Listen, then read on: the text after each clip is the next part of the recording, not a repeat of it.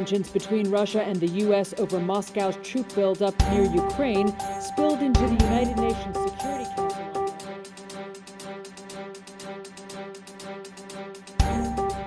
Amerika Serikat dan Rusia berselisih hebat di Dewan Keamanan PBB, Senin 31 Januari 2022. Moskow kalah dalam upaya untuk memblokir pertemuan publik mengenai penumpukan pasukan Rusia di dekat perbatasan Ukraina, dan kekhawatiran Barat akan invasi pasukan Rusia ke Ukraina. Seperti dilaporkan Washington Post, Rusia dengan marah mengecam AS karena mengobarkan histeria atas Ukraina, dengan mengatakan itu telah membawa nasi murni berkuasa di perbatasan Rusia dan ingin menjadikan pahlawan dari orang-orang yang berjuang di pihak Hitler. Duta Besar Rusia untuk PBB, Vasily Nebenzia, mengatakan, AS memprovokasi eskalasi situasi dengan menuduh Moskow mempersiapkan diri untuk menyerang Ukraina. Anda menunggu hal itu terjadi, seolah-olah Anda ingin kata-kata Anda menjadi kenyataan, kata Nebenzia dalam sambutannya yang ditujukan kepada Duta Besar AS untuk PBB, Linda Thomas-Greenfield. Thomas-Greenfield pun menolak tuduhan itu. Bayangkan betapa tidak nyamannya Anda jika Anda memiliki 100.000 tentara di perbatasan Anda, kata Thomas-Greenfield, seperti dikutip dari AP.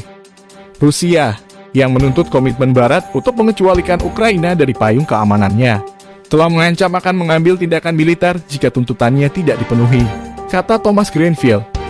Konfrontasi tersebut merupakan salah satu yang paling tajam dalam beberapa tahun terakhir di forum internasional.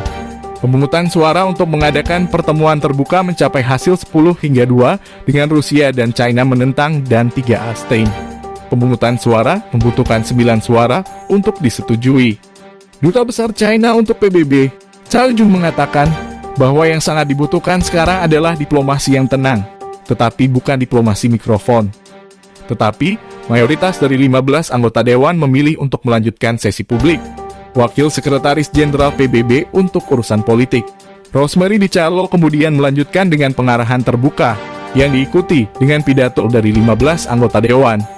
Rusia sendiri telah berulang kali membantah tuduhan soal berniat melancarkan serangan, tetapi menuntut agar NATO berjanji tidak akan pernah mengizinkan Ukraina bergabung dengan aliansi itu, menghentikan penyebaran senjata NATO di dekat perbatasan Rusia, dan menarik mundur pasukannya dari Eropa Timur. NATO dan AS menyebut tuntutan itu mustahil.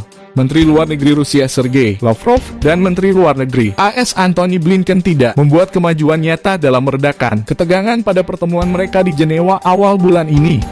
Mereka diperkirakan akan berbicara melalui telepon Selasa, menurut Kementerian Luar Negeri Rusia.